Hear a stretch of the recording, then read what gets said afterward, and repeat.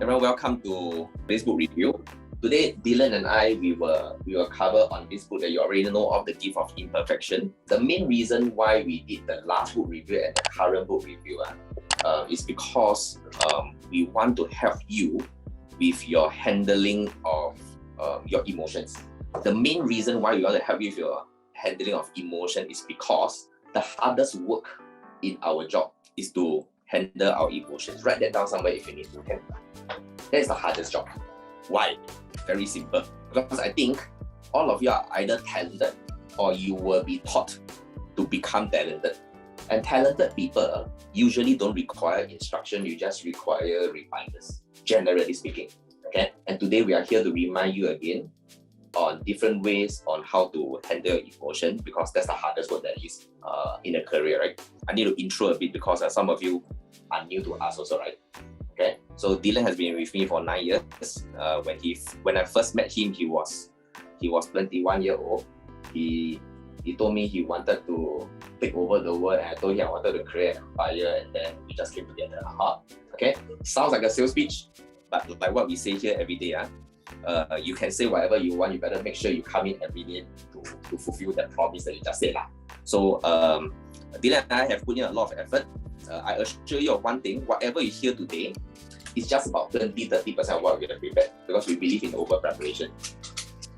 So we have done a lot. We want to make sure that you can take what you want.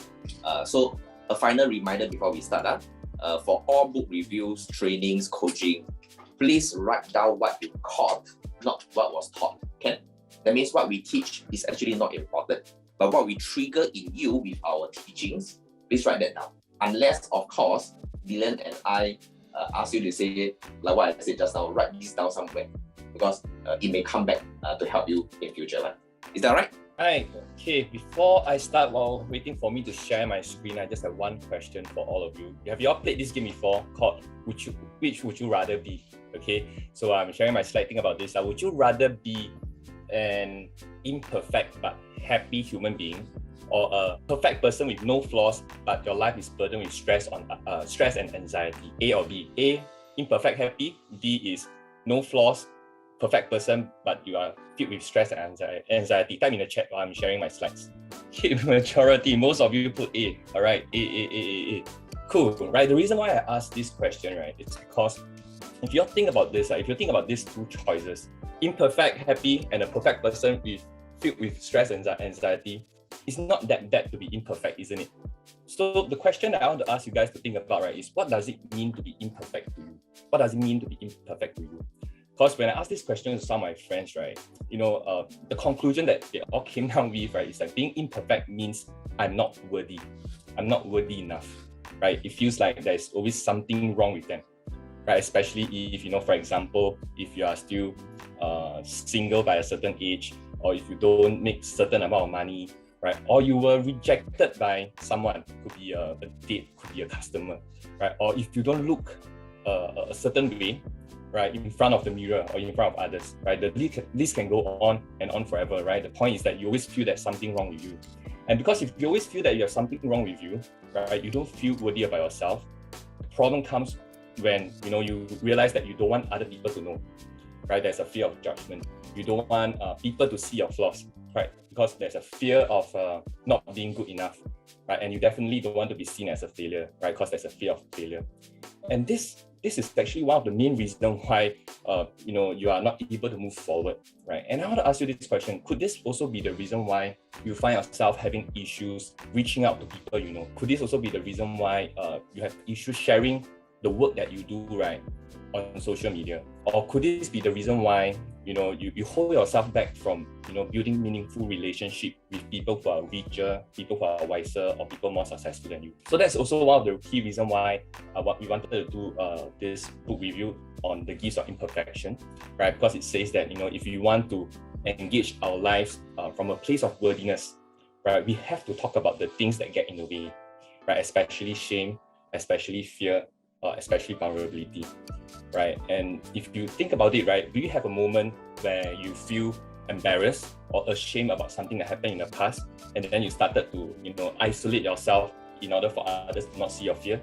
Yes, I'm sure all of us have that experience. So that's the reason why I chose this book, because I realized that most of the inactions that we have in your business is due to this fear of not letting our true imperfect self be seen and known, right? So if you have moments where you don't feel you're good enough, if you feel that you're not, you're struggling to own your identity, or if you feel like you want to be like someone else, or you are seeking perfection, or you feel like you are imperfect while other people are perfect, right? Then today, we are going to do some deeper work on what might be holding you back in your personal, professional, or relationship life. I hope, by the end of this session, you guys took away some principles, some mindset shift to help you. The objective is very simple today. Today, CK and I, we would like to help you with one thing, right? To help you confidently embrace who you are, especially the work that you do, and also create the change that you truly desire.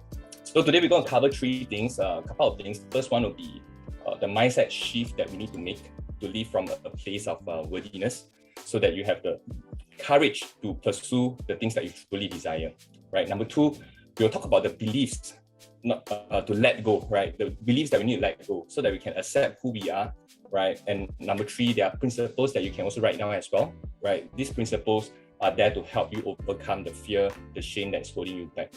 So at the end of the whole session, our goal is to empower you to be more courageous, to be more compassionate, and to be more connected. Because I believe that if you can do that, I can guarantee you with one thing, right? You'll see yourself getting more attractive. You'll be able to attract more leads, more sales, more appointments in your way in a few months to come.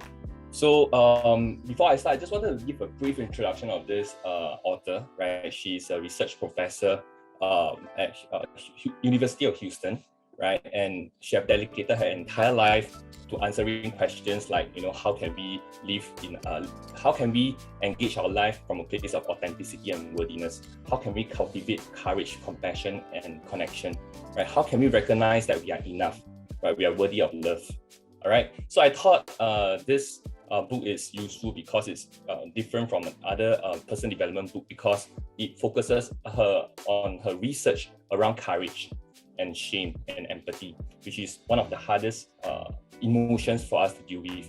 So I thought it would be good for us to take some reference from her research, her lifetime research, to help us with building the coping mechanism that we need to deal with the limiting beliefs and emotions that hold us back. So I want to cover the theme and structure for today's session as well.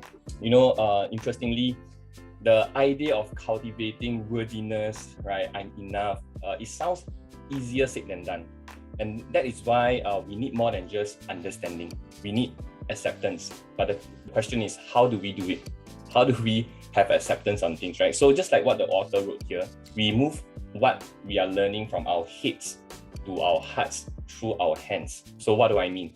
Cool. I'm going to give you a very summarized definition of what I see in this sentence, right? And which is this, right? It is through our daily action that we move from understanding to acceptance. So this simply means one thing, right? The theme for this whole book review, I will keep repeating this, which is actions creates feelings. Actions creates feelings, not the other way around, right? It means that if you want to cultivate worthiness, it is an action, it's not a feeling. It is not something that you have, it is something that we do on a daily basis. So today, if you want to feel different, you have to create new feelings. And the only way to create new feelings is to take new action. So if you think about it, right, if you won't feel anything different, right, by doing nothing, right, you only start to feel different when you start doing something. So this will be the central theme around our entire book review, which is actions creates feeling. And we'll go a little bit deeper on this, which is, I'm sure how many of you have heard that, of this saying called our emotion shapes our behavior. If you have this not a headline, I'll be able to see you on screen, right? Many people assume that the link between emotions and behavior, right, is one directional. That means emotion shapes our behavior, right? You love him, right? That's why you kiss him. You hate him, that's why you beat him up, right?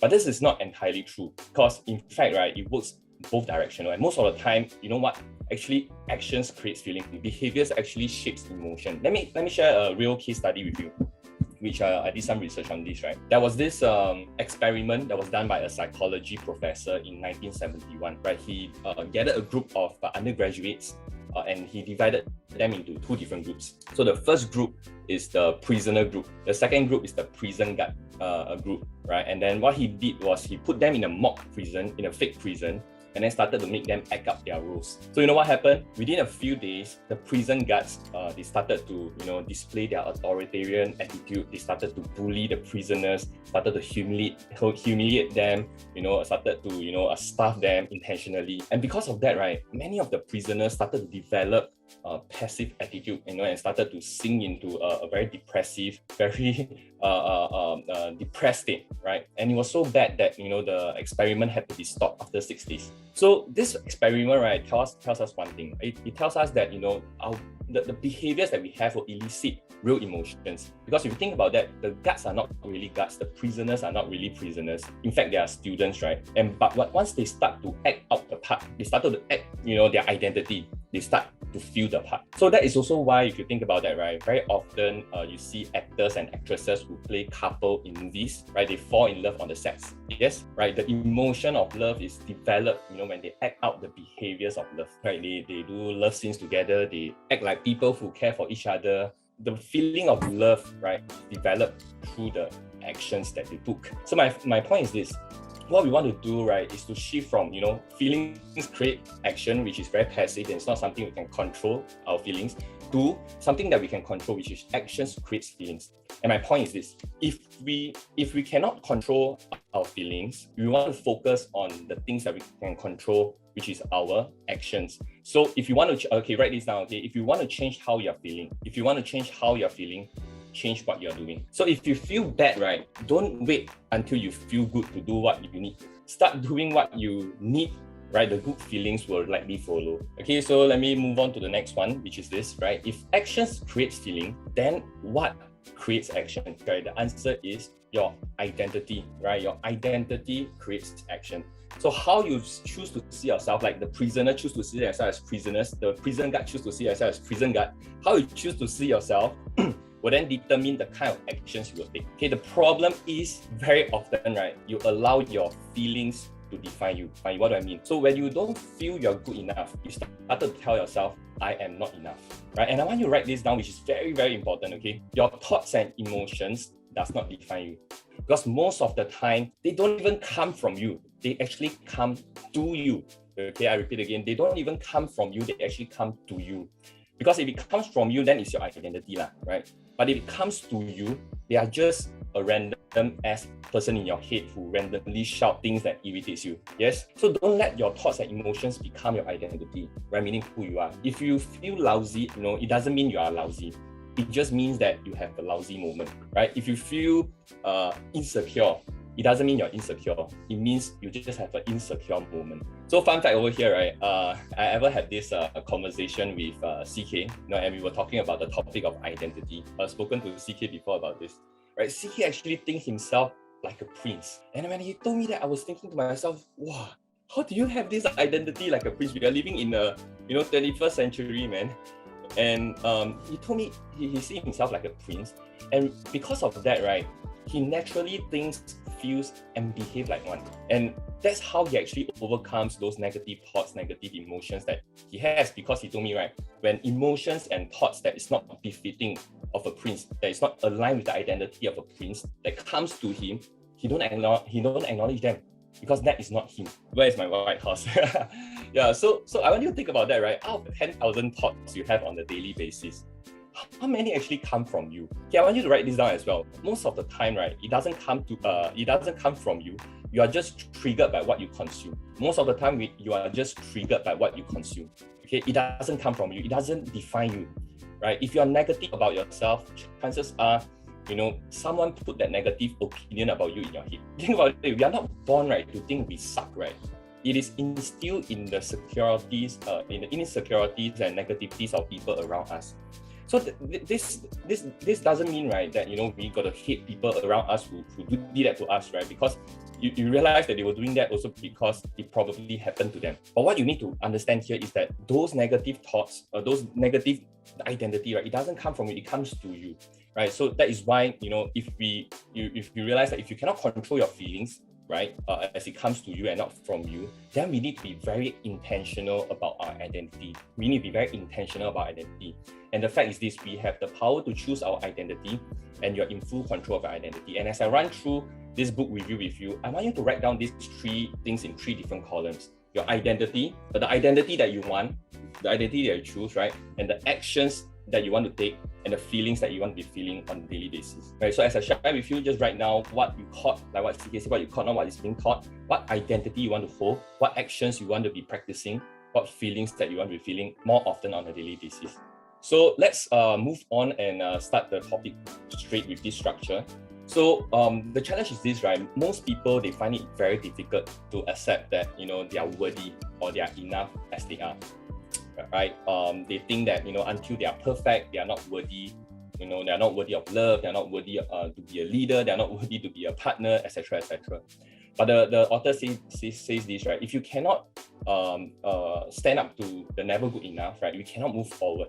So that is why this topic is so important for us, right? Especially if you are currently stuck. Chances are is most of the time, right, is in this category of I don't feel I'm enough. Maybe you want to think of a situation, right, where you try to be someone different to fit in, or maybe you are, trying very hard to impress someone.